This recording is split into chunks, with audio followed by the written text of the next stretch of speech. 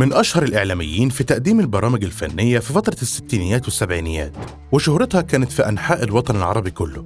كانت أكتر إعلامية شاملة في النقد الفني وبرامج الأطفال، وعلى المستوى الدولي كانت دايماً بتمثل التلفزيون العربي.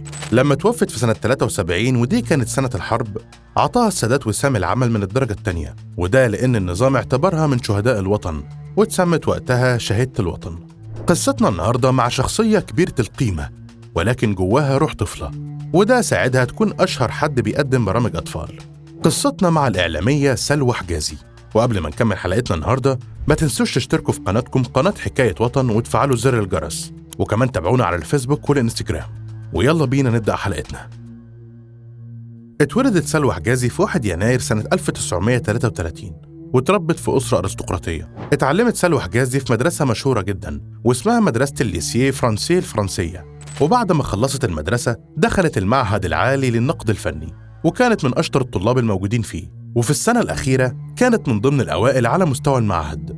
أسرة سلوى كانت كتير تتنقل من محافظة لمحافظة، لأن أبوها كان بيشتغل في العمل القضائي، فكان بيتنقل كتير في جميع المحافظات في مصر، وده كان سبب رئيسي في إنها تتجوز من القاضي محمود شريف. كان محمود وقتها رئيس المحكمة بتاعة المدعي العام الاشتراكي، وعاشوا مع بعض وخلفت منه 3 أولاد. سلوى حجازي كانت شاطرة جدا وموهوبة، وده بشهادة ناس كتير من اللي حواليها، يعني كانت حاجة كده مالتي تاسكد. سلوى كمان كانت شاعرة ولها دواوين، وقدمت برامج نقد فني مع أشهر فنانين ومطربي عصرها. كانت قدمت برامج أطفال، وكانت من أشهر مقدمي برامج الأطفال، وده لأنها كانت بتتميز بموهبة كبيرة وروح بريئة قريبة قوي من الأطفال. سلوى بدأت تقدم برامج في سن صغير، بالتحديد سنة 1960، وده لما اشتغلت في إذاعة الرياض، وبعدها اشتغلت في التلفزيون المصري، وكانت في البداية مذيعة باللغة الفرنسية. سلوى قدمت برامج كتير قوي زي العالم يغني وشريط تسجيل والفن والحياة، ومن خلال برامجها عملت لقاءات مع أشهر رواد الفن المصري زي الست أم كلثوم وعبد الحليم حافظ ونجاة الصغير وغيرهم كتير من المشاهير. أما بقى على مستوى برامج الأطفال، فقدمت برنامج مشهور جدا اسمه عصافير الجنة، والبرنامج ده انتشر بشكل كبير، واللي بسببه سموها ماما سلوى. وعلى الجانب الأدبي كانت سلوى حجازي أديبة عبقرية، كانت شاعرة بتكتب شعرها باللغة الفرنسية ولها دواوين، وأشهرهم ديوان ضوء وظلال، والديوان ده اترجم للغة العربية. وكان الشاعر كامل الشناوي كتب المقدمة الخاصة بالديوان. سلوى اتكرمت عن مجمل أعمالها من أكاديمية الشعر الفرنسية، وأخذت الميدالية الذهبية عام 1964، وفي سنة 65 أخذت الميدالية الذهبية، ولكن المرة دي كانت في مسابقة الشعر الفرنسي الدولي. وفي سنة 1967 بعد النكسة سافرت مع الست أم كلثوم حفلة باريس علشان تكون برفقتها، وده كان بطلب من سيدة الغناء، وده يدل إن سلوى كان ليها مكانة كبيرة قوي في المجتمع المصري وعلى جميع المستويات. وفي سنة 1973 كانت التوترات بين مصر وإسرائيل في عزها، وكانت بلدنا في حالة حرب، وده من بعد النكسة.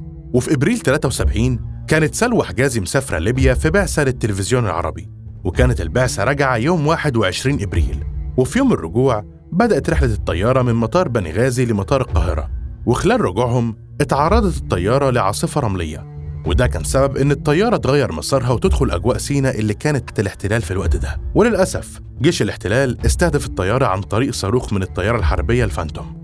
الاحتلال استهدف الطيارة برغم إنها كانت عليها علم إنها طيارة مدنية. وقتها وقعت الطيارة في صحراء سيناء، والطيارة كان فيها حوالي 108 شخص، ومن ضمن اللي موجودين مع سلوى حجازي وزير الخارجية الليبي السابق صالح بوصير، وركاب ليبيين ومصريين ومواطن أمريكي. وما نجاش من الحادثة دي غير 5 أشخاص بس، واتعرفت الحادثة دي باسم حادثة طائرة الخطوط الجوية العربية الليبية الرحلة 114. وفاة سلوى عمل صدمة كبيرة في المجتمع المصري، وجنازتها كانت من الجنازات الشعبية، وده كان بسبب مكانتها الكبيرة قوي. وبعد الحادثة المؤلمة دي النظام كرمها ومنحها الرئيس الراحل أنور السادات وسام العمل من الدرجة الثانية بعد وفاتها باعتبارها من شهداء الوطن. وراسها الإعلامية سلوى حجازي عدد كبير من الكتاب والشعراء، منهم الشاعر القدير فؤاد حداد اللي كتب قصيدة في رثائها بعنوان سلوى العزيزة.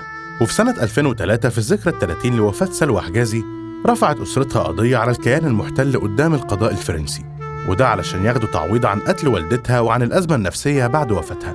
وكمان رفعوا قضية ضد موشيه ديان لأنه كان وزير الدفاع في وقت قتل سلوى حجازي، وهو اللي خد قرار القصف، وبرر ده بأنه هيكون درس كبير للمصريين.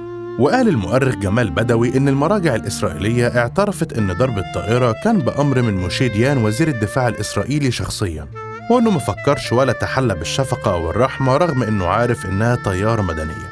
وكانت بنتها رضوى الشريف هي اللي اتصدرت في المعركة القانونية ضد كبار المسؤولين الإسرائيليين اللي كانوا متورطين في قتل والدتها، وده كان بالتنسيق مع أسرة الطيار الفرنسي اللي كان بيقود الطيارة، ورفعوا قضية مشتركة ضد إسرائيل وموشي ديان بتهمة ضرب الطيارة. ولكن بعد فترة كبيرة ما وصلتش القضية لأي نتيجة. بعد سنين من وفاة سلوى حجازي طلعت إشاعات كتير بتقول إنها كانت بتشتغل مع الأجهزة الأمنية المصرية أو شغالة كعميلة في المخابرات، وفي طريق رجوعها من ليبيا كان معاها مستندات مهمة في الطائرة لتسليمها للسلطات المصرية، وإن ده كان سبب كافي علشان إسرائيل تضرب الطيارة. ولكن طلعت أسرتها ونفت الكلام ده بشكل قاطع، وإنه ما كانش ليها علاقة خالص بالسياسة. وفي لقاءات صحفية كتير في الفضائيات المصرية كانت على طول ولادها بيأكدوا إن والدتهم كانت بتتميز بوجه ملائكي وروح خفيفة، وده اللي خلى الناس تعشقها وتحبها بشكل كبير قوي. وده كمان كان راجع للقبول الكبير اللي كانت موهوبة بيه، وكمان ده ساعدها في شغلها وفي برامجها المختلفة. رحم الله الإعلامية سلوى حجازي وأسكنها فسيح جناته.